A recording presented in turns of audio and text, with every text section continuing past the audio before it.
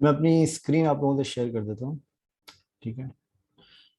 अच्छा, जैसे कि लास्ट सेशन के अंदर हमने देखा था कि मेरी आवाज़ आप लोगों को क्लियर आ रही है, तो मुझे कंफर्म कर दीजिएगा प्लीज़। जी सर, आ रही है। सर लास्ट में कल जो वो शायद नेट की प्रॉब्लम हो गई थी शायद, जी तो जी। उससे ज्यादा कैंसिल हो गया था। आप डायनेमिक का राउट बता रहे थे, डायनेमिक राउट जी मैं सलग वगैरह। जी मैं बता देता हूँ। अच्छा, लास्ट सेशन के अंदर हमने जैसे राउट्स के बारे में देखा था कि डायनेमिक राउट्स क्या होते हैं और स्टैटिक राउट्स क्या होते हैं। मैं एक दफ़ा और इसको थोड़ा सा रिपीट कर देता हूँ, फिर उसके बाद हमारी रिकॉर्डिंग जहाँ पे ख़त्म हुई थी, हमारा जो सेशन जहाँ पे ब्रेक हुआ था, वो ये था कि हम नेक्स्ट जेएस की एप्लीकेशन को हम इंस्टॉल कर रहे थे, तो वहाँ पे हमारा इंटरनेट जो है वो ब्रेक डाउन हो गया था। एनीवेज, तो मैं आपको थोड़ा सा लास्ट सेशन के हवाले से थोड़ा सा आपको रिवाइज करवा देता हूँ, और उसके बाद मैं आप लोगों को नेक्स्ट जेएस के बारे में मजीद बताऊंगा कि नेक्स्ट जेएस के अंदर और मजीद क्या होता है। ठीक है। तो राउट्स को हम थोड़ा सा और डिटेल के अंदर हम देख लेते हैं अभी। अच्छा, जैसे कि लास्ट सेशन के अंदर हमने देखा था कि राउट्स के बारे में। अच्छा, राउट्स हमारे पास हमने बनाने के लिए हमने क्या किया था कि जो हमारे पास इंडेक्स डॉट जेएस का की हमारे पास एक फाइल होती है रिएक्ट जेएस के लिए, जो कि हमारा स्टार्टिंग पॉइंट होता है रिएक्ट जेएस की एप्लीकेशन का। ठीक है। तो इस स्टार्टिंग पॉइंट के अंदर हमने अपनी ऐप वाले फंक्शन को, यहाँ पर हमने जो कंपोनेंट है हमारा ऐप वाला, उसको हमने यहाँ पे कमेंट कर दिया था।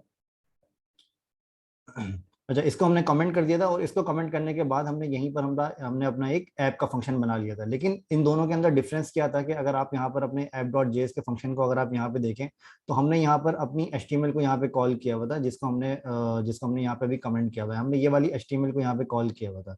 लेकिन ये जब तक था जब तक हम अपने राउट्स को यूज नहीं कर रहे थे। लेकिन कल वाले सेशन के अंदर हमने अपने राउट्स को यूज किया था, तो उसके लिए हमने ये देखा था कि हम अपनी एचटीएमएल को कॉल करने के बजाय हम यहाँ पर क्या करते हैं, हम यहाँ पे राउट्स को कॉल करते हैं, और उस राउट के हिसाब से फिर रिएक्ट डिसाइड करते हैं कि कौन सा कंपोनेंट उसको दिखाना चाहिए। ठीक है। तो उसको डिसाइड करने के लिए हमने यहाँ पे दो अलग अलग तरह के हमने राउट्स देखे थे। एक हमने देखा था हमारा स्टैटिक राउट, और एक हमने देखा था अपना डायनेमिक राउट। ठीक है। स्टैटिक राउट हमारे पास क्या होते हैं, स्टैटिक राउट हमारे पास वो होते हैं जो हमारे पास हार्ड कोडेड राउट्स होते हैं, और डायनेमिक राउट्स हमारे पास वो होते हैं जो कि हमारे इस पैटर्न को मैच करता है, और यहाँ पर आपका कोई भी वर्ड यहाँ पर आपका आ सकता है। ठीक है। तो इसकी एग्जाम्पल जो हमने यहाँ पर बताई बनाई थी, वो हम यहाँ पर एक दफा फिर से देख लेते हैं। फॉर एग्जाम्पल, हमने यहाँ पर एक राउट हमने बनाया था जिसके अंदर हमारे पास एक हमारे पास इंडेक्स राउट था, जो कि हमारा मेन होम पेज का हमारा राउट होता है। ठीक है। फिर उसके बाद हमने एक राउट बनाया था जो कि हमारा अबाउट का राउट था, जिसको अगर हम यहाँ पे अबाउट के नाम से अगर यहाँ पे विजिट करें, तो हमें यहाँ पे अपना अबाउट का कंपोनेंट यहाँ पे नजर आएगा। जो कि ये कैसे कंपोनेंट नजर आ रहा है, ये इस तरह से नजर आ रहा है क्योंकि यहाँ पे आपका राउट जब यहाँ पे मैच करता है, तो ये क्या होता है, तो फिर आपका यहाँ पर ये वाला कंपोनेंट ये रेंडर कर देता है, जो कि हमने एलिमेंट की प्रॉपर्टी के अंदर हमने यहाँ पर डिफाइन किया हुआ होता है। ठीक है।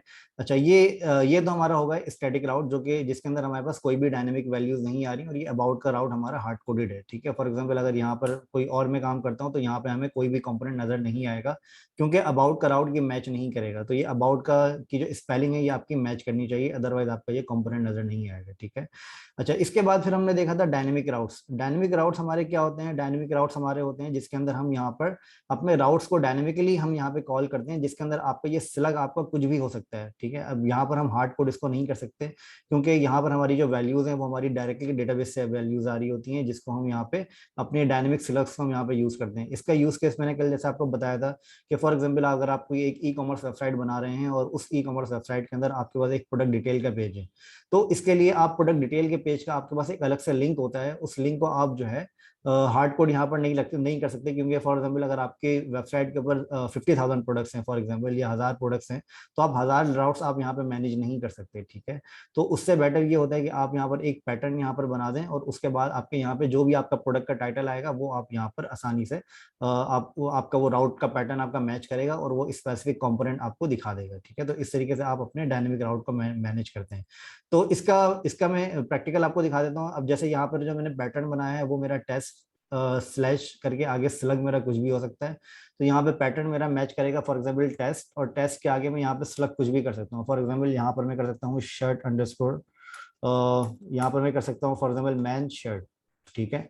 इस तरह का मैं यहाँ पे कोई भी एक पैटर्न में यहाँ पे बना सकता हूँ। अब आप यहाँ पे देखेंगे तो यहाँ पे मेरा एक प्रोडक्ट का पेज यहाँ पर डिस्प्ले हो रहा है, जो कि मेरा इस कंपोनेंट से आ रहा है। अगर मैं यहाँ पे इस कंपोनेंट को यहाँ पे थोड़ा सा चेंज भी करके मैं अगर आपको दिखा दूँ, तो यहाँ पर भी आपको थोड़ा सा आइडिया हो जाएगा। अगर मैं यहाँ पे एक और बना देता हूँ, this is my product detail page. ठीक है। अब अगर आप यहाँ पे देखेंगे, तो यहाँ पर आपको एक और हेडिंग नजर आएगी, this is my product detail page. ठीक है। तो उसकी वजह ये है कि अब आपके पास जो यहाँ पे ये जो कंपोनेंट कॉल हो रहा है, ये कंपोनेंट आपका कॉल हो रहा है अपने इस राउट की वजह से, जो कि आपने राउट यहाँ पे डिफाइन किया है, ठीक है।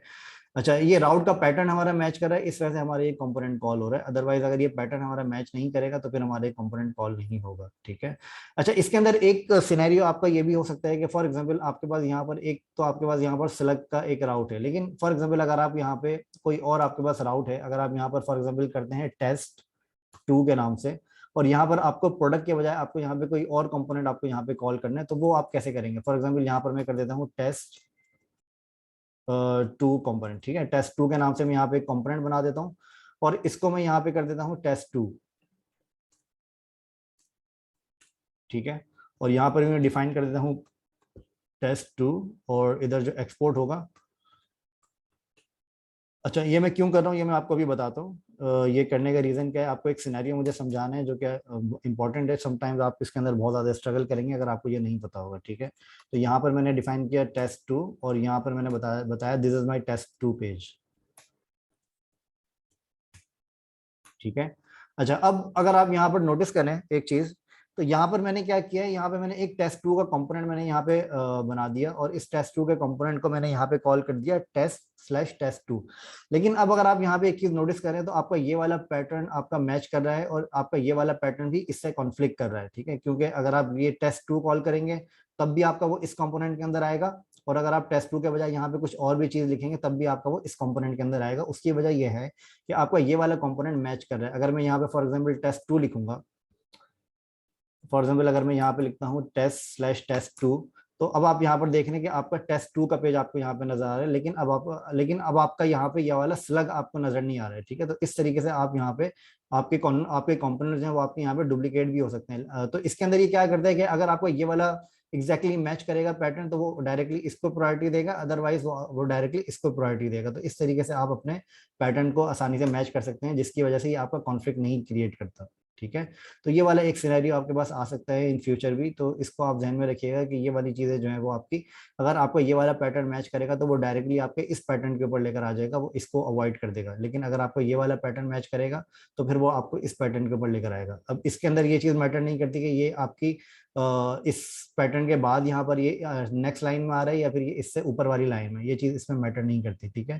तो ये चीज इसके अंदर अगर आप यहाँ पे टेस्ट 2 लिखेंगे तो अब वो आपको यहाँ पे टेस्ट 2 वाला कंपोनेंट दिखाएगा, वो यहाँ पे आपको प्रोडक्ट वाला कंपोनेंट नहीं दिखाएगा, क्योंकि अब एग्जैक्टली जो आपका मैच कर रहा है वो आपका ये वाला कोड, ये वाला पाथ आपका मैच कर रहा है, ठीक है। ये चीज क्लियर है? इसके अंदर कोई कंफ्यूजन तो नहीं है?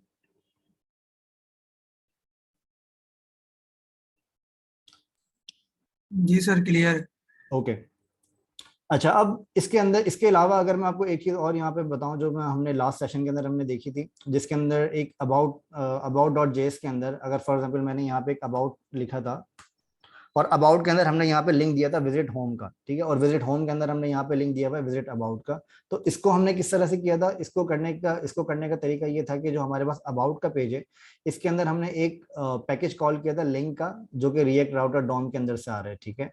लिंक के पैकेज को कॉल करने के बाद हमें लिंक के साथ साथ हमें यहाँ पे एक टू का भी मेथड यहाँ पे यूज करना होता है, जो कि हमें ये डिफाइन करना पड़ता है कि जब आप इस लिंक के ऊपर क्लिक करेंगे तो ये आपका कहाँ पर, ये आपका कौन से कंपोनेंट के ऊपर, कौन से पाथ के ऊपर लेकर जाएगा, ठीक है।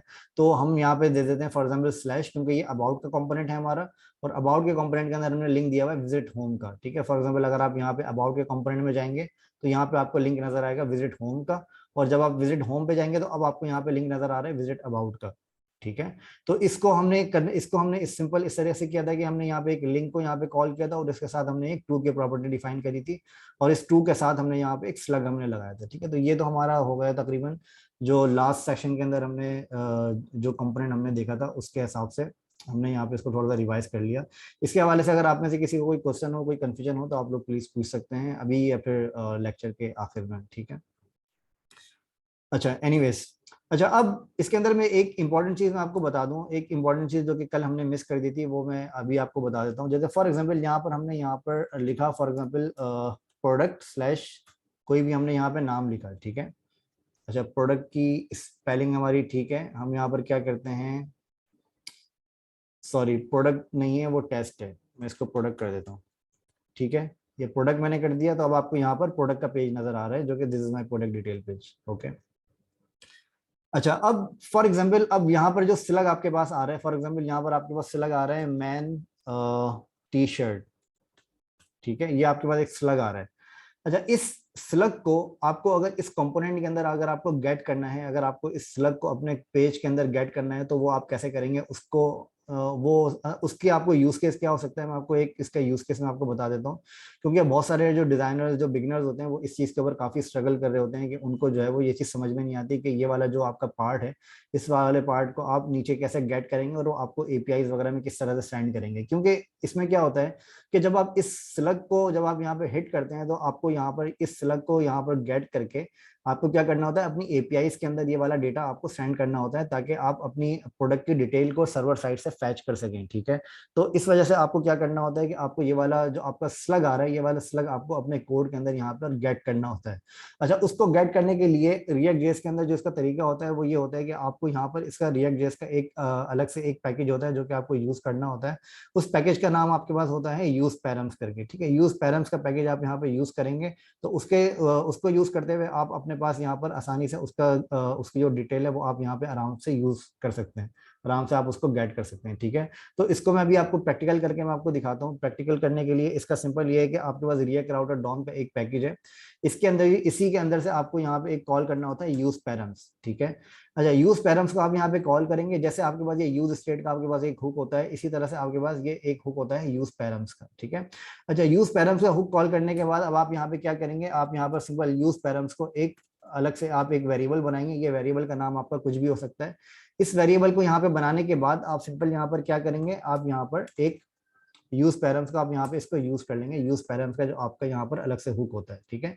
इसको आप यहाँ पर इस तरह से सिंपल यूज करेंगे, और इसको यूज करने के बाद अब अगर आप यहाँ पे देखेंगे तो अब आपके पास जो भी सारे पैरामीटर्स होते हैं वो अब आपको यहाँ पर नजर आ जाएंगे। फॉर एग्जाम्पल मैं यहाँ पे अगर इसको एक कंसोल करवाता हूँ, और कंसोल करवा के मैं अपने पैरम्स को चेक करता हूँ कि मेरे पास पैरम्स में क्या डेटा आ रहा है, तो वो अगर आप यहाँ पर नोटिस करेंगे तो अब आपको वो डेटा आपको यहाँ पे आपके पैरम्स के अंदर आपको यहाँ पे नजर आ जाएगा। ये आपके पास यहाँ पे डेटा आ रहा है पैरम्स के अंदर, ये आपके पास यहाँ पे डेटा आ रहा है जो कि हमने यहाँ से अपना कॉल किया है, ठीक है। तो ये पैरम्स का डेटा आप यहाँ पर इस तरह से आसानी से कॉल कर सकते हैं, ठीक है।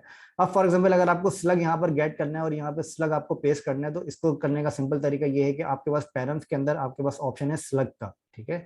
तो पैरम्स के अंदर आपको क्या गेट करना है, पैरम्स के अंदर आपको गेट करना है आपका स्लग। तो यहाँ पर आप यहाँ पर मैं इसको प्रिंट करवा देता हूँ, you are viewing this product, ठीक है, पैरम्स डॉट स्लग, ठीक है। अब आप यहाँ पर अगर देखेंगे तो आपके पास यहाँ पे पैरम्स का डेटा आपको यहाँ पे नजर आ रहा है। इसको मैं पी पे कर देता हूँ ताकि आपका पैरम्स यहाँ पे विजिबल हो जाए, ठीक है। अब अगर आप देखेंगे तो जो आपने यहाँ पे लिखा है मैन टी शर्ट, वही सेम आपको मैन टी शर्ट यहाँ पर भी आपको नजर आ रहा है, ठीक है। तो इस तरीके से आप अपने कोड के अंदर आप अपने इस वाले पार्ट को आसानी से आप गेट कर सकते हैं यूज पैरम्स को यूज करते हुए, यूज पैरम्स के हुक को यूज करते हुए, ठीक है। अच्छा, अब ये जो इसके अंदर ये जो स्लग आ रहा है, ये स्लग आपके पास कहाँ से आ रहा है, ये स्लग का ये जो की है आपके पास स्लग की, ये आपके पास आ रही है आपने जो यहाँ पर मेंशन किया है अपने पास, ठीक है। अगर मैं यहाँ पर स्लग को हटा के यहाँ पर मैं अगर प्रोडक्ट नेम कर देता हूँ, तो यहाँ पर अब आपको जो नजर आएगा वो अब आपको नजर आएगा प्रोडक्ट नेम। पहले आपको स्लग नजर आ रहा था, अब आपको यहाँ पे प्रोडक्ट नेम नजर आएगा, ठीक है। तो अभी आप अगर यहाँ नोटिस करेंगे तो अब यहाँ पे आपका स्लग यहाँ पर नहीं आ रहा। उसकी वजह ये है कि हमने यहाँ पर जो कॉल किया हुआ है वो हमने स्लग यहाँ पर कॉल किया हुआ है, ठीक है। लेकिन हमें यहाँ पे क्या कॉल करना है, हमें यहाँ पे कॉल करना है प्रोडक्ट नेम, क्योंकि हमने उसको प्रोडक्ट नेम में हमने चेंज कर दिया। तो ये जो स्लग आपके पास आ रहा है, अब ये स्लग नहीं है, अभी आपका है प्रोडक्ट नेम, ठीक है। तो अब आप यहाँ पे प्रोडक्ट नेम अब आप यहाँ पे कॉल करेंगे तो अब आपके पास यहाँ पर आपका प्रोडक्ट नेम यहाँ पर आ जाएगा। अब फॉर एग्जाम्पल यहाँ पर अगर मैं इसको कुछ और भी यहाँ पे लिख देता हूँ, तो अब जो भी वर्ड आप यहाँ पे लिख रहे हैं वो वर्ड आपके पास यहाँ पर आ रहा होगा। तो इस तरीके से आप अपने पास अपने जो पैरम्स हैं उनको आप आसानी से यहाँ पर गेट कर सकते हैं, जो भी आपने डायनेमिकली ऊपर से पास किया हुआ है, ठीक है। अच्छा, और कोई क्वेश्चन इसके अलावा आप में से किसी का, तो मुझे प्लीज बता दें, फिर मैं आपको आगे लेके चलता हूँ इसके हवाले से।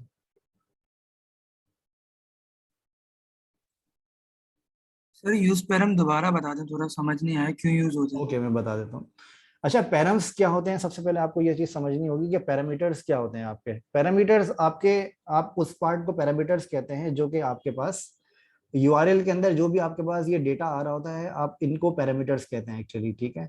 तो इस पैरामीटर को आपको गेट करना पड़ता है। समटाइम्स ऐसा होता है कि आप को जब प्रोडक्ट की जब आप कोई एपीआई कॉल करते हैं, एपीआई कॉल क्यों करते हैं आप, जब आप फॉर एग्जाम्पल आपको कोई प्रोडक्ट की डिटेल आपको सर्वर साइड से मंगवानी होती है, तो आप क्या करते हैं, एक्सियोस का मैंने आपको जैसे पुराने सेशंस के अंदर मैंने बताया था कि एक्सियोस के अंदर आपके पास दो तरह के टाइप्स होते हैं। एक होते हैं आपके पास रिक्वेस्ट और एक आपके पास होती है एक आपके पास होता है रिस्पॉन्स। ठीक है, तो रिक्वेस्ट के अंदर आपको क्या करना होता है, आपको बताना होता है कि आपको कौन सी प्रोडक्ट की डिटेल आपको चाहिए। तो वो बताने के लिए समटाइम्स आपके पास क्या होता है कि आपको यहाँ पर आपको प्रोडक्ट की कोई ना कोई डिटेल अब आपको यहाँ पर कॉल करनी होती है। अब वो डिटेल आपको कैसे पता चल रहा है कि आपको कौन सी प्रोडक्ट की डिटेल चाहिए, वो आप निकालते हैं अपने यूआरएल के जरिए मोस्ट ऑफ द टाइम्स। ठीक है, तो आप वो निकालते हैं अपने यूआरएल के जरिए। अच्छा, अब यूआरएल के जरिए वो डिटेल निकालने के लिए क्या करना होता है आपको, ये यूआरएल का जो पैरामीटर आपके पास आ रहा है, जो डायनेमिक पैरामीटर है, ये पैरामीटर आपको कॉल करना और ये पैरामीटर आपको एक्सेस करना होता है अपने कोड के अंदर, ताकि आप इस वैल्यू को आप अपनी एपीआई की रिक्वेस्ट के अंदर आप भेज सकें। ठीक है, मैं इस वाले डेटा को मैं यहाँ से रिमूव कर देता हूँ क्योंकि ये काफी कंफ्यूजन क्रिएट कर रहा है। ठीक है, इसको भी मैं रिमूव कर देता हूँ। ठीक है, अच्छा, जिस तरह से मैंने यहाँ पर एक एक्सियोस की रिक्वेस्ट यहाँ पर हमने एक पहले बनाई थी एम्प्लॉयज के लिए, तो इसके इसी तरह से आपके पास यहाँ पर और मल्टीपल एपीआई रिक्वेस्ट होती हैं जिसके अंदर आपको ये वाला डेटा पास करना होता है। अब ये डेटा पास करने के लिए ये वाला डेटा आपको कोड के अंदर गेट भी करना होगा, तभी आप उसको पास कर सकेंगे। ठीक है, तो ये डेटा आपको कोड के अंदर गेट करने के लिए आपके पास एक फंक्शन होता है जो कि आपको रिएक्ट जेएस प्रोवाइड करता है, रिएक्ट राउटर डॉम प्रोवाइड करता है। ठीक है, तो ये फंक्शन आपको यूज करना होता है, यूज पैरम्स के नाम से इसका फंक्शन होता है। और यूज पैरम्स को जब आप यहाँ पे एक वेरिएबल के अंदर आप यहाँ पर इसको स्टोर करते हैं, तो इसका ये मतलब होता है कि आप यूज पैरम्स के अंदर जो भी डेटा आपके पास आ रहा है, आप उस डेटा को अपने पास यहाँ पर स्टोर कर आप अपने पास यहाँ पर गेट कर सकते हैं इस यूज पैरम्स के जरिए। ठीक है, अब यहाँ पर मैंने यूज पैरम का पूरा डेटा मैंने एक वेरिएबल के अंदर यहाँ पर स्टोर करवा दिया। ठीक है, अब यूज पैरम के अंदर मेरे पास डेटा क्या आ रहा है, यूज पैरम के अंदर मेरे पास डेटा आ रहा है इसका प्रोडक्ट नेम। ठीक है, अब इसका प्रोडक्ट नेम अब यहाँ पर मेरे पास किसके अंदर आ रहा है, इसका प्रोडक्ट नेम आ रहा है मेरे पास पैरम्स के अंदर, जिसके अंदर मैंने आपके पास यूज पैरम्स का डेटा इंसर्ट करवाया है। अच्छा, पैरम्स के अंदर से अब मुझे अपना प्रोडक्ट नेम अगर मुझे निकालना है तो उसके लिए मुझे क्या करना होगा। अच्छा, यूज पैरम का काम यहाँ पर खत्म हो गया क्योंकि हमने पैरामीटर्स अपने यहाँ पर गेट कर लिए। अब मुझे इसको यहाँ पर यूज करना है। अब यूज करने के लिए मैं क्या करूंगा, अब जो मेरे पास यूज पैरम्स का जो डेटा है वो किसके पास है, यूज पैरम्स का अब जो डेटा है वो है आपके पास इस वेरिएबल के अंदर। इस वेरिएबल के अंदर अगर आपको कोई डेटा निकालना है तो अब आपको निकालना पड़ेगा इस वेरिएबल से। ठीक है, अच्छा, इस वेरिएबल से डेटा निकालने के लिए आपको क्या करना होगा, इस वेरिएबल की आपको की यूज करनी पड़ेगी। की आपके पास क्या है, प्रोडक्ट नेम आपके पास कहाँ से आ रहा है, आपके पास प्रोडक्ट नेम आ रहा है app.js से, जो कि आपने यहाँ पर यूज किया है, index.js से, सॉरी, जो कि आपने यहाँ पर यूज किया है। ये आपकी की होती है और वो दूसरी वाली आपकी वैल्यू होती है। इसके बारे में मैं आपको बताऊंगा, ये आपका जेसन फॉर्मेट आपके पास होता है, इसके बारे में मैं आपको डिटेल के अंदर बताऊंगा कि ये जेसन फॉर्मेट क्या होता है, तो आपको ये और ज्यादा क्लियर होकर समझ में आ जाएगा। ठीक है, मैं अगर इस लेक्चर के अंदर थोड़ा टाइम बचता है तो मैं इसी में बता दूंगा आपको। ओके, ये क्लियर है आपको? जी सर। ओके, अच्छा, वैसे मैंने आपको जैसन के फॉर्मेट के बारे में आपको बताया हुआ है ऑलरेडी। अगर आपने मेरे पुराने सेशंस अगर आपने देखे हैं तो उसके अंदर आपको क्लियर हो जाएगा कि जेसन के फॉर्मेट्स आपके पास क्या होते हैं और वो किस तरीके से आप उसके अंदर यूज करते हैं। तो जेसन के फॉर्मेट के अंदर आपके पास दो अलग अलग तरह के वैल्यूज होती है, एक होते हैं आपके पास की और एक होती है आपके पास वैल्यू। मतलब जो आपके पास की होती है फिर उसी की आपके पास यहाँ पर वैल्यू होती है। ठीक है, तो इसको गेट करने के लिए आप क्या करते हैं, आप की को यूज करते हैं ताकि आपको ये वाली वैल्यू मिल सके। ठीक है, ताकि आप इस वैल्यू को गेट कर सकें इस की के जरिए। ठीक है, तो आप यहाँ पर की के जरिए आप यहाँ पे वैल्यू गेट करने के लिए आपको यहाँ पर सिंपल की को कॉल करना होता है। की आपके पास क्या है, की का नाम है प्रोडक्ट नेम। तो जब आप की को यहाँ पे कॉल करेंगे तो इसके अंदर आपके पास ये वाली वैल्यू निकाल कर ये आपको दे देगा। अगर अब आप यहाँ पर देखेंगे तो अब आपके पास इसके अंदर पैरम्स के अंदर आपकी वैल्यू आ रही है, जो कि मैंने यहाँ पे डॉट लगा के, अब मैं पूरा पैरम यहाँ पे यूज नहीं कर रहा, अब मैं यहाँ पे इस पैरम्स के अंदर से मैं यहाँ पे प्रोडक्ट का नेम निकाल रहा हूँ। ठीक है, ओके, अच्छा, क्लियर है ये? इसके अंदर कोई क्वेश्चन?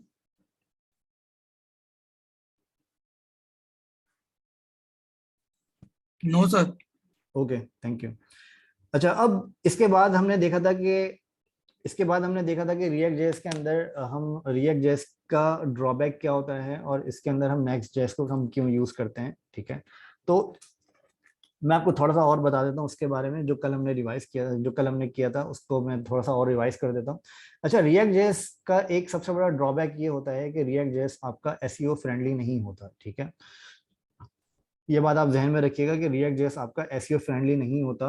अच्छा, अच्छा, इसके अंदर एसईओ फ्रेंडली ये क्यों नहीं होता, उसका क्या रीजन है, ये एसईओ फ्रेंडली किस वजह से नहीं होता? उसका रीजन ये है कि जब आप रिएक्ट जेएस का कोड, अच्छा, एसईओ किस तरह से काम करता है, सर्च इंजन ऑप्टिमाइजेशन जो है वो आपकी वेबसाइट को किस तरह से रीड करते हैं, वो समझने के लिए आपको क्या करना होगा कि फॉर एग्जांपल अगर आप गूगल के ऊपर जाते हैं और आप यहाँ पे कोई भी आप यहाँ पे कोई भी चीज़ सर्च करते हैं, फॉर एग्जांपल आप यहाँ पे सर्च करते हैं इंडिपेंडेंस डे, ठीक है, आपने यहाँ पे सर्च किया इंडिपेंडेंस डे, तो अब आपको यहाँ पे इंडिपेंडेंस डे से रेलिवेंट अब आपको यहाँ पे काफी सारी पोस्ट जो है वो आपको नजर आ रही हैं, ठीक है। अब इसके अंदर आपके पास यहाँ पर ये न्यूज भी आ रही है और इसके अलावा आपके पास यहाँ पर मल्टीपल पोस्ट भी आ रही है। अच्छा, गूगल को कैसे पता चलता है कि गूगल को कौन सी पोस्ट यहाँ पर दिखानी चाहिए, कौन सी वेबसाइट्स आपको यहाँ पे दिखानी चाहिए, ठीक है। अब फॉर एग्जाम्पल इंडिपेंडेंस डे के बजाय मैं यहाँ पे सर्च करता हूँ buy shirts for independence day, ठीक है। तो अब आपको यहाँ पर ये दिखा रहा है जहाँ पे आप इंडिपेंडेंस डे की शर्ट्स को आप बाय कर सकते हैं, ठीक है। अब गूगल को ये चीज कैसे पता चलती है कि वो आपको ये वाली शर्ट्स जो है वो आपको ये वाली शर्ट्स वो आपको ये वाली वेबसाइट दिखाए, क्योंकि सिर्फ ये वाली वेबसाइट्स नहीं है जो आपको ये वाली शर्ट्स आपको बाय करने जहाँ पे आप ये वाली शर्ट्स बाय कर सकते हैं। इसके अंदर और भी हजारों वेबसाइट्स ऐसी हैं जो कि ये शर्ट्स आपकी बाय कर सकते हैं, जिसके अंदर आप ये शर्ट्स को बाय कर सकते हैं, लेकिन गूगल फर्स्ट पेज के ऊपर आपको वही वेबसाइट दिखाता है जो कि जिसका कोड गूगल यहाँ पर रीड करता है और उसका कोड सबसे ज्यादा ऑप्टिमाइज्ड होता है, ठीक है। अच्छा, अब इसके अंदर अब फॉर एग्जाम्पल अगर आप यहाँ पर अगर आप यहाँ पर एक वेबसाइट देखते हैं और इस वेबसाइट के अंदर आपके पास यहाँ पर अगर आप इसका कोड देखते हैं, तो गूगल आपका ये वाला जो आपका व्यू है, इस व्यू को गूगल रीड नहीं करता। ये बात ध्यान में रखिएगा कि गूगल आपका ये वाला व्यू आपका रीड नहीं करता, ठीक है।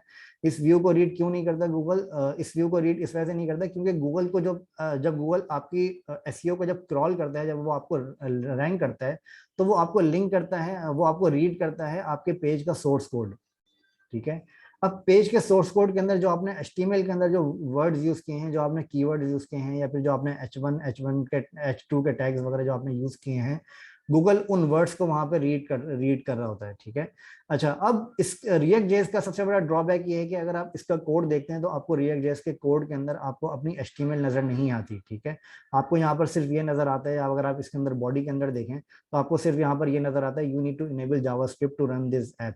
जबकि हमने यहाँ पर अपना कोड के अंदर क्या डाला हुआ है, हमने यहाँ पे प्रोडक्ट भी डाला हुआ है, H1 की हेडिंग डाली हुई है, H2 की हेडिंग भी डाली हुई है, और हमने यहाँ पर पैराग्राफ भी डाला हुआ है। लेकिन ये कोड आपको यहाँ पर आपके व्यू सोर्स के अंदर आपको यहाँ पर ये कोड नहीं मिलता है। जबकि अगर आप यहाँ पर गूगल की क्रॉल्ड वेबसाइट को देखें तो उसके अंदर यहाँ पर आपके पास कोड होता है, जिसके अंदर आपके पास टाइटल वगैरह भी आ रहा होता है। ये टाइटल जबकि सबसे ज्यादा आपका इंपॉर्टेंट होता है, जो कि आपका जो है वो रैंकिंग में सबसे ज्यादा आपको हेल्प करता है। अब यहाँ पर आपका टाइटल भी कोई नहीं आ रहा है, ठीक है। तो इसके अंदर टाइटल के अंदर ये आपको क्या दिखा रहा है, टाइटल के अंदर ये आपको दिखा रहा है रिएक्ट ऐप, ठीक है। तो अब आपके पास यहाँ पर टाइटल भी इतना ज्यादा स्ट्रांग नहीं आ रहा है और इसके अलावा आपके पास यहाँ पर आपकी HTML भी नहीं आ रही, जो कि सबसे ज्यादा इंपॉर्टेंट है, ठीक है। तो इसका ये वाला पार्ट आपका सबसे बड़ा ड्रॉबैक होता है रिएक्ट जेएस के लिए। अच्छा, अब इस चीज को रिजॉल्व करने के लिए आप यूज करते हैं कोई भी एक प्री रेंडर इंजन। वो प्री रेंडर इंजन क्या होता है कि जो आपकी सिंगल पेज एप्लीकेशन जो आपकी होती हैं उनको वो प्री रेंडर करता है। प्री रेंडर का मतलब ये है कि उनकी HTML CSS को उनकी HTML को रेंडर करके वो आपके पेज के ऊपर डिस्प्ले कर रहा होता है। अब वो प्री रेंडर आपके पास क्या होता है, कौन कौन कौन से फ्रेमवर्क ऐसे हैं जो कि प्री रेंडर सपोर्ट करते हैं? वो आपके पास एक फ्रेमवर्क है Next.js, जो कि सबसे ज्यादा पॉपुलर फ्रेमवर्क है रिएक्ट जेएस के साथ। अच्छा, नेक्स्ट जेएस के अंदर ऐसा नहीं है कि जैसे आप अगर रिएक्ट जेएस के साथ अगर नेक्स्ट जेएस को यूज कर रहे हैं तो आपको रिएक्ट को सेपरेट सीखना पड़ेगा, नेक्स्ट जेएस को आपको सेपरेट सीखना पड़ेगा, ठीक है। ऐसा बिल्कुल नहीं है, क्योंकि रिएक्ट जेएस और नेक्स्ट जेएस मोर और लेस सिमिलर ही फ्रेमवर्क्स हैं। बहुत ज्यादा इसके अंदर चेंजेस नहीं है, आपको सिर्फ एक स्ट्रक्चरल कुछ चेंजेस इसके अंदर होती हैं जो कि आपको अपने पास है अपना जो कि आपको ध्यान में रखनी होती हैं। उसके अलावा आपके पास यहाँ पर और कोई रिएक्ट जेएस और नेक्स्ट जेएस के अंदर आपके पास चेंजेस नहीं होती। तो आप बहुत आसानी से अगर आपने रिएक्ट जेएस के स्ट्रक्चर को अगर आपने समझ लिया है तो आप नेक्स्ट जेएस का बहुत आसानी से आप पिक कर सकते हैं और बहुत ईजी होता है, ठीक है। अच्छा, नेक्स्ट जेएस को यूज करने के लिए आपको सिंपल ये करना होता है कि नेक्स्ट जेएस के ऊपर आप यहाँ पे सबसे पहले आप जाएंगे nextjs.org। nextjs.org पे जाने के बाद आप इसके अंदर जाएंगे डॉक्स के अंदर, और डॉक्स के अंदर जाने के बाद आप सिंपल क्या करेंगे, डॉक्स के अंदर जाने के बाद आपके पास यहाँ पर आएगा नेक्स्ट जेएस की ऐप क्रिएशन के स्टेप्स, ठीक है। अच्छा, अब यहाँ पर आपने जैसे रिएक्ट की ऐप आपने क्रिएट करी थी, इसी तरीके से आप नेक्स्ट जेएस की ऐप को क्रिएट करेंगे। नेक्स्ट जेएस की ऐप को क्रिएट करने के लिए आपको ये कमांड रन करनी होगी, और ये कमांड रन करने के बाद ये आपसे 2-3 क्वेश्चंस पूछेगा जो मैंने लास्ट सेशन के अंदर आपको बताया था, ठीक है। एक ये आपसे पूछता है कि आपके पास जो है वो एक सबसे पहले आपसे ये पूछता है कि आप इस ऐप को प्रोसीड करना चाह रहे हैं, आपको प्रेस करना होगा यस। और आप दूसरे पार्ट के अंदर ये आपसे पूछता है कि आपकी ऐप का नाम क्या होगा, आपको वो नाम आपको सिलेक्ट करना होगा।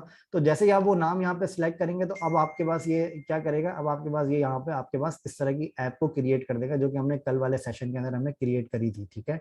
तो अगर आपने कल वाला सेशन या पुराने सेशन अगर आपने नहीं देखे हैं तो आपको मैं सजेस्ट करूंगा कि आप पुराने सेशंस को देख लें, ताकि आपको रिएक्ट जेएस के बारे में भी आइडिया हो जाए, और उसके अलावा आपको नेक्स्ट जेएस के बारे में भी आइडिया हो जाए, ठीक है। अच्छा, अब जब आप नेक्स्ट जेएस की ऐप को जब आप इंस्टॉल करते हैं तो अब हम थोड़ा सा करते हैं कंपैरिजन नेक्स्ट जेएस की ऐप के अंदर और रिएक्ट जेएस की ऐप के अंदर, ठीक है। अच्छा, अब जब आप नेक्स्ट जेएस की ऐप को जब आप यहाँ पर देखते हैं तो ये मेरे पास यहाँ पर नेक्स्ट जेएस की, ये मेरे पास यहाँ पर रिएक्ट जेएस की का डायरेक्टरी स्ट्रक्चर है, जो कि मैंने रिएक्ट जेएस के अंदर बनाया है, ठीक है। अब यहाँ पर ये मेरे पास डायरेक्टरी स्ट्रक्चर है जो कि मेरे पास नेक्स्ट जेएस की ऐप का है। अगर आप इस पार्ट को गौर करें तो ये दोनों के अंदर ये डिफरेंस है, ये मेरे पास नेक्स्ट ऐप है और ये मेरे पास आरजे क्लास 1 के नाम से रिएक्ट ऐप है, जो कि मैंने यहाँ पे यूज करी है, ठीक है। अच्छा, इसके अंदर हमारे पास नोड मॉड्यूल्स का फोल्डर हमारे पास कॉमन होता, सॉरी, नोड मॉड्यूल्स का फोल्डर हमारे पास दोनों के अंदर एग्जिस्ट करता है, नेक्स्ट वाली ऐप के अंदर भी एग्जिस्ट करता है और रिएक्ट वाली ऐप के अंदर भी एग्जिस्ट करता है। इसके अलावा हमारे पास यहाँ पर एक पेजेस की डायरेक्टरी होती है नेक्स्ट जेएस के अंदर, और अगर मैं यहाँ पर आरजे क्लास 1 अगर मैं रिएक्ट के अंदर देखूंगा तो यहाँ पर मेरे पास एसआरसी की डायरेक्टरी होती है, ठीक है। अच्छा, पेजेस की डायरेक्टरी के बाद मेरे पास यहाँ पर पब्लिक का फोल्डर होता है नेक्स्ट जेएस के अंदर, और इसके अलावा यहाँ पर मेरे पास स्टाइल्स का फोल्डर होता है। स्टाइल्स के फोल्डर के अंदर आप यहाँ पर अपनी सीएसएस को डिफाइन करते हैं, और रिएक्ट जेएस के अंदर आपके पास यहाँ पर एक फोल्डर होता है सीएसएस के नाम से, जिसके अंदर आप index.css को डिफाइन करते हैं। अच्छा, इसके अंदर डिफरेंस सिर्फ इतना है कि ये रिएक्ट जेएस के अंदर एसआरसी के अंदर आपके पास ये सारे फोल्डर्स होते हैं, ये सारी फाइल्स होती हैं, और नेक्स्ट जेएस के अंदर आपके पास एसआरसी के अंदर नहीं होती, इसके अंदर यहीं पर रूट पर आपके पास ये सारी फाइल्स होती हैं पेजेस की और स्टाइल्स की, ठीक है। अच्छा, रिएक्ट जेएस के अंदर आपके पास यहाँ पर सीएसएस के नाम से फ्रेमवर्क होता है, और नेक्स्ट जेएस के अंदर आपके पास यहाँ पर स्टाइल्स के नाम से फ्रेमवर्क, आप स्टाइल्स के नाम से आपके पास ये डायरेक्टरी होती है सीएसएस की। अच्छा, इसके अलावा आपके पास यहाँ पर कुछ और भी फाइल्स होती हैं। एक फॉर एग्जांपल इसके अंदर फाइल होती है पैकेज.जेसन की, जो कि आपके पास यहाँ पर इसके रिएक्ट जेएस के अंदर भी होगी, और ये आपके पास नेक्स्ट जेएस के अंदर भी होगी, ठीक है। इसके अंदर आपके पास पैकेजेस आपके पास डिफरेंट होंगे। पैकेजेस डिफरेंट आपके पास क्या होंगे, फॉर एग्जांपल अगर आप यहाँ पे नेक्स्ट की ऐप को अगर आप देखते हैं तो यहाँ पर आपके पास एक नया पैकेज यहाँ पर आपके पास ऐड हुआ होगा, जो कि नेक्स्ट के नाम से होगा, जिसके अंदर इसका लेटेस्ट वर्जन भी आपको यहाँ पर नजर आएगा, ठीक है। अच्छा, और इसके अलावा अगर आप यहाँ पर रिएक्ट की क्लास रिएक्ट के अंदर अगर आप देखेंगे तो यहाँ पर आपके पास नेक्स्ट का पैकेज नहीं होता, क्योंकि यहाँ पर ये वाला प्रोजेक्ट आपका नेक्स्ट जेएस सपोर्टेड नहीं होता बाय डिफॉल्ट, ठीक है। तो इसके अंदर आपको नेक्स्ट जेएस का यूज करना होता है, ओके। अच्छा, फिर इसके अलावा आपके पास यहाँ पर रिएक्ट भी होता है और रिएक्ट डॉम भी होता है। इसी तरह से आपके पास यहाँ पर रिएक्ट भी होता है और यहाँ पर भी आपके पास रिएक्ट डॉम होता है। तो ये दोनों पैकेजेस आपके पास सेम होते हैं। ये वाले पैकेजेस हमने सेपरेट इंस्टॉल किए थे, जो कि आप नेक्स्ट जेएस के अंदर भी सेपरेट इंस्टॉल कर सकते हैं, ठीक है। तो और कोई इसके अंदर डिफरेंस नहीं होता, सिर्फ इसके अंदर आपका डायरेक्टरी स्ट्रक्चर आपका डिफरेंट होता है। अच्छा, और इसके अलावा आपके पास एक इसके अंदर जो राउट्स के अंदर जो आपका डिफरेंस होता है, वो मैं समझता हूँ कि नेक्स्ट जेएस के अंदर जो राउटिंग स्ट्रक्चर है वो ज्यादा इजी है, बजाय इसके कि आप नेक्स्ट रिएक्ट जेएस के अंदर आप राउटिंग स्ट्रक्चर अगर आप देखें कंपेयर करें तो नेक्स्ट जेएस का जो राउटिंग स्ट्रक्चर है वो आपका ज्यादा इजी है मेरे हिसाब से, ठीक है। अब मुझे नहीं पता कि आपको कौन सा ज्यादा इजी लगेगा। मैंने जबकि रिएक्ट जेएस मैंने पहले यूज किया था और नेक्स्ट जेएस मैंने बाद में यूज किया है, तो दोनों के अंदर मुझे जो डायरेक्टरी स्ट्रक्चर लगता है वो मुझे नेक्स्ट जेएस का ज्यादा इजी लगता है, एनीवेज।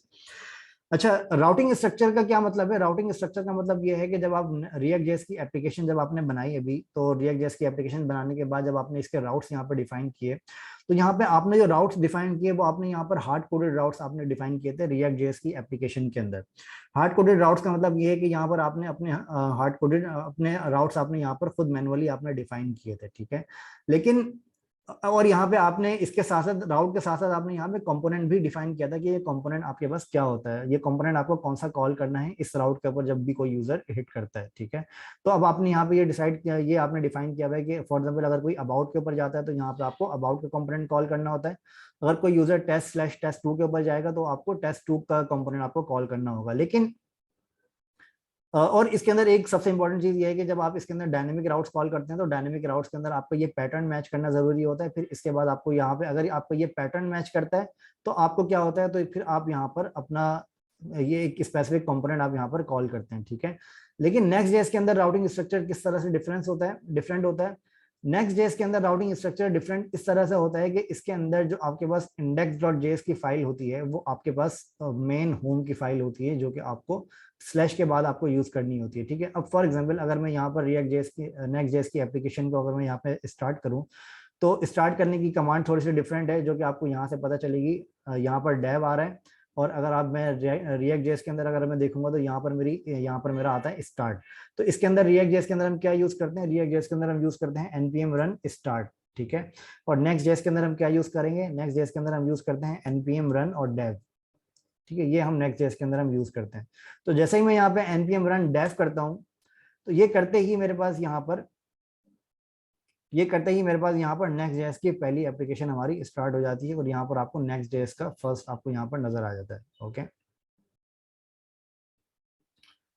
अच्छा, अब इसके बाद अब इसके अंदर आपको ये कैसे पता चलता है कि ये नेक्स्ट जेएस से आपको ये वाला जो कंपोनेंट आपको यहाँ पर डिस्प्ले किया है, जो रेंडर किया है, वो कैसे रेंडर किया है, ये देखने के लिए आपके पास यहाँ पर क्या होता है, आपके पास यहाँ पर इसका राउटिंग स्ट्रक्चर आपको थोड़ा सा समझना होगा। राउटिंग स्ट्रक्चर समझने के लिए आपको सबसे पहले मैं ये बताऊंगा कि जो इसका जो मेन होम का जो कंपोनेंट होता है, जिसको आप यहाँ पर रिएक्ट जेएस की एप्लीकेशन के अंदर आप यहाँ पर स्लैश के साथ जब आप यहाँ पर डिफाइन करते हैं, जब आप यहाँ पर इंडेक्स का कंपोनेंट बताते हैं कि ये आपका होम का कंपोनेंट है, तो इसको बताने के बाद जब आप यहाँ पर ये देखते हैं कि लेकिन जब आप इसको यहाँ पर नेक्स्ट जेएस के अंदर देखते हैं तो आपका जो होम का कंपोनेंट है वो आपका बाय डिफॉल्ट इंडेक्स का कंपोनेंट आपका होता है, जो कि आपका बाय डिफॉल्ट होम का कंपोनेंट होता है, ठीक है।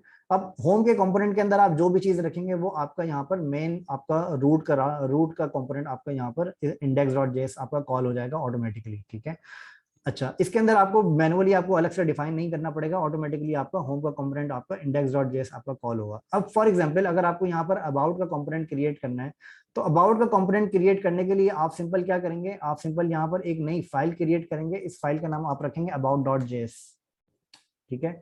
अब यहाँ पर मैं क्या करता हूँ, एक्सपोर्ट डिफॉल्ट फंक्शन जो हमने नॉर्मली रिएक्ट की एप्लीकेशन में भी हम करते हैं, अबाउट, ठीक है। और यहाँ पर मैं इसको कर देता हूँ रिटर्न, ठीक है। यहाँ पर मैं इसको कर देता हूँ h2, this is my about page, okay. तो इसी तरीके से मैं यहाँ पे एक कंपोनेंट मैंने यहाँ पे क्रिएट किया, जैसे कि इसने यहाँ पे होम का कंपोनेंट क्रिएट किया हुआ है, इसी तरीके से मैंने यहाँ पे अबाउट का कंपोनेंट मैंने यहाँ पे क्रिएट किया, ठीक है। तो अबाउट का कंपोनेंट जैसे ही मैं यहाँ पे क्रिएट करता हूँ, तो अब अगर मैं यहाँ पर स्लैश करके अबाउट लिखूंगा तो अब आप यहाँ पर देखेंगे कि मेरे पास यहाँ पर अबाउट का कंपोनेंट यहाँ पर मेरे पास ऑटोमेटिकली आ जाएगा। इसके अंदर मुझे कोई और चीजें डिफाइन नहीं करना पड़ी, ठीक है। अच्छा, अब अबाउट का जो कंपोनेंट अब इसने कैसे डिफाइन किया कि ये स्लैश अबाउट करके आना चाहिए, इसने ये ऐसे डिफाइन किया क्योंकि यहाँ पर मेरी जो फाइल का नाम है वो है about.js। अगर मैं यहाँ पर अपनी फाइल का नाम यहाँ पर मैं अगर चेंज कर दूंगा, फॉर एग्जाम्पल यहाँ पर मैं अबाउट के बजाय मैं यहाँ पे कर देता हूँ about-2, और अब मैं अगर इसको यहाँ पर रिफ्रेश करूंगा तो अब आपको यहाँ पर about-2 के नाम से अब आपको यहाँ पे नजर आएगा 404 this page could not be found, क्योंकि मैंने जैसा आपको बताया कि रिएक्ट नेक्स्ट जेएस आपको क्या करता है, नेक्स्ट जेएस के अंदर जो आपकी फाइल का नाम होता है यही आपका मेन राउट का यूआरएल आपका जो होता है वो यही आपका फाइल का नाम आपका मेन राउट होता है, मेन रूट होता है, ठीक है। अब इसके अंदर अगर आप यहाँ पे about-2 यहाँ पर लिखेंगे तो अब आपको यहाँ पे अबाउट का पेज अब आपको यहाँ पर नजर आएगा, ठीक है।